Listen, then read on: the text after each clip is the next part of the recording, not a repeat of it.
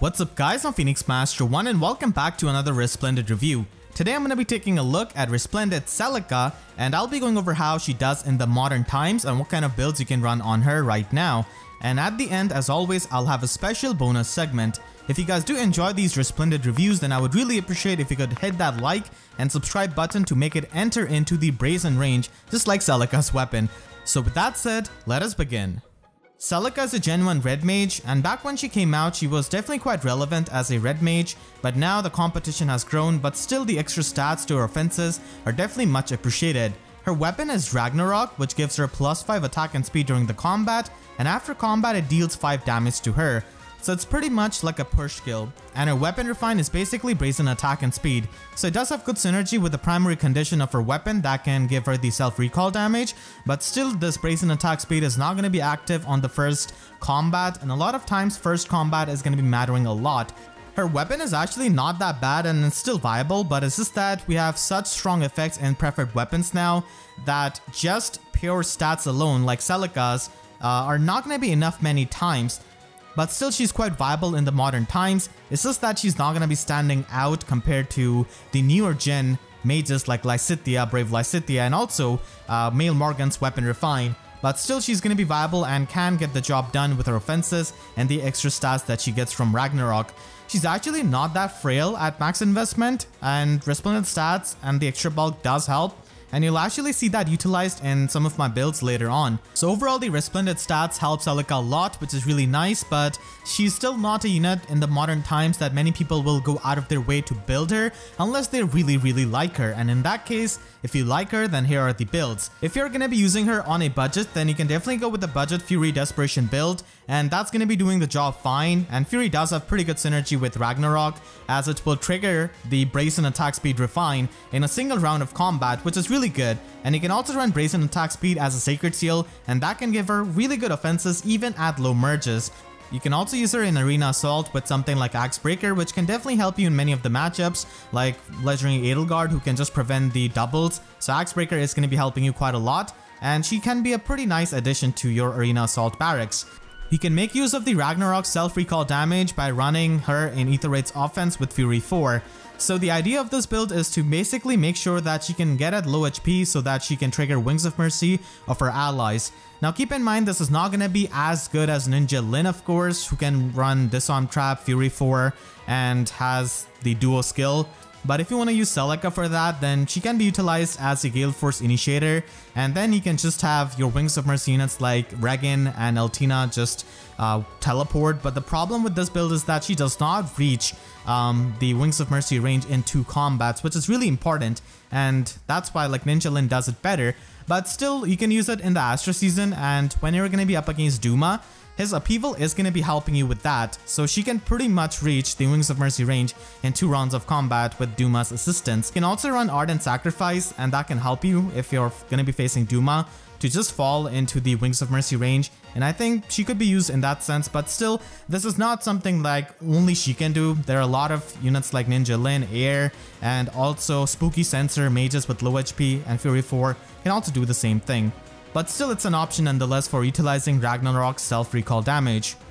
And now let's move on to the higher investment builds. So you can run Fury 4 and Desperation, and Fury 4 in general is pretty good with Ragnarok's Refine because it will activate it in a single round of combat with the Fury 4 recall damage and its own recall damage. So that is really great for also activating her Sacred Seal, and Time Pulse pretty much makes Glimmer a one-turn special which you could trigger during the Desperation.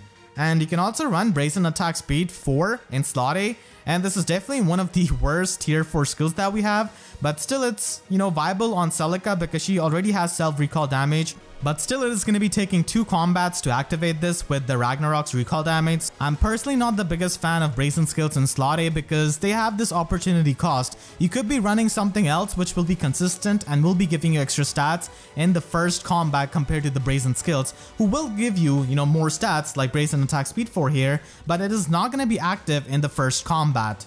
And again, I'm not gonna personally run Brazen Attack Speed as a Sacred Seal. I know it looks really amazing, but she's not gonna be having any extra stats for the first combat. So that's why something like Swiss Sparrow, Attack Speed Solo, or even New Blade Session could work until you reach the Brazen Attack Speed range after the combats. You can also use her with Life and Death 4 and Special Spiral, and have Flashing Blade or Heavy Blade as a Sacred Seal. And this is really good for clearing a lot of the abyssal maps, chain challenges with 3 dancers, and Celica is definitely capable of doing that. So if you're a big fan of Celica and if you just want to clear up a lot of the in-game content, then go with this build. The AoE Special Spiral spamming build is tried and tested for a long time, and Celica can definitely function with that. You can also go with a double attack speed solo build if you don't want to run Fury, and this will give you extra offenses compared to that, so it's definitely an option. And again, Time Pulse can help you in the Desperation range. She can also be used in Arena, and in Arena any kind of range unit is going to be helping you quite a lot, especially a Mage who hits Resistance. So Celica could be used there with Ardul Infantry 4, and Time Pulse and Ruptured Sky makes it a one-turn special that she could retaliate back with. And like I said before, she is not the most frail mage, so her bulk isn't all that bad for a mage, all things considered. So you could definitely go with attack defense farm to just enhance her bulk, and after rally and lull skills, she can actually be decently bulky for a mage and definitely take few hits here and there. The recoil damage can help you activate Ragnarok, but until then, the brazen attack speed refine doesn't really do too much for you. The final build might look a bit weird, but this is honestly something that you could do with a lot of the older units who didn't have the most min-max stat line. So they did end up having more HP, and that's pretty good for the bulk, and Celica can actually get decently bulky at max investment. If we had a red Pelagian weapon like Pelagian Torch, but for the red mages, then it would have been even better. So as I covered this kind of role in my Resplendent Nino review, she can actually be quite bulky for a mage, which is really nice because you can snipe units and then just sit there and tank them. And I would definitely recommend to use her with some kind of near safe support unit, because Note is going to be on every single dark defense team, so it's going to be a huge pain for her, and any kind of near safe support armor unit who can help her in those melee matchups is going to be helping a lot. Legendary Seaguard is also really popular, so any kind of blue armor unit with near save like Brave Hector maybe could help her with this kind of role, and then she can take on the range units. She can actually have pretty good offenses and decent bulk and the self-healing from her weapon.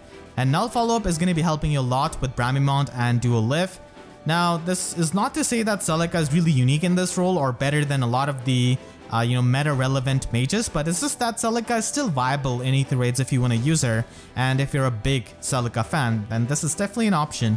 Now, as for her IVs, as you could see in some of the builds I had plus attack, and in some of the builds I had plus speed.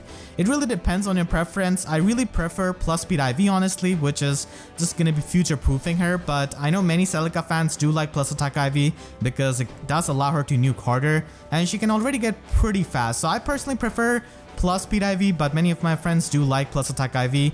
On lower investments, you definitely want to go with plus speed IV because that speed is going to be required to just double a lot of the newer units, so that helps a lot. But at max investment, you can definitely just choose with plus attack IV depending on your build if she's getting fast enough. And now time for the bonus segment on how Celica would be if she got a re-refine to her weapon. So Ragnarok's weapon refine was one of the first, I believe, so that's why it's not really all that filled with effects, and it just has pure stats, and that's one of the problems, like it just has pure stats. So I would like to change that and add something new, and Celica is such a fan favorite.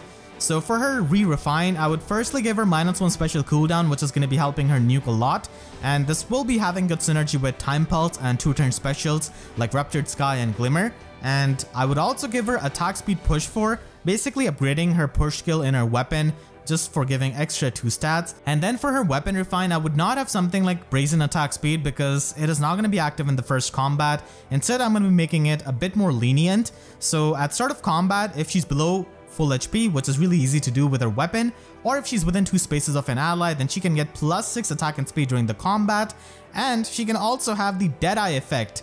So my friend Majora did suggest me this kind of Deadeye effect on her, and it does make sense because it is going to be meta relevant, just cutting through those damage reduction skills, which can really be annoying, and it actually makes her unique compared to Brave Lysithea, Mail Morgan, Fallen Mail Morgan, all of those red mages, because no red mage or mage in general does this kind of thing.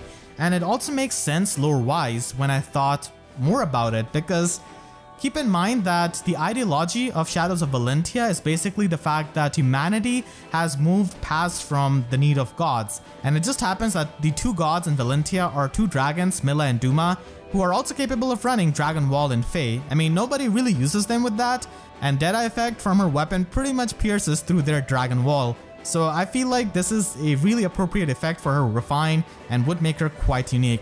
So let me know in the comments what you think about this theory craft. I would be really eager to hear that, about the feedback from you guys, and I hope you all enjoyed this Resplendent Celica review. Make sure to share this video with your friends who are really excited about Celica's Resplendent version.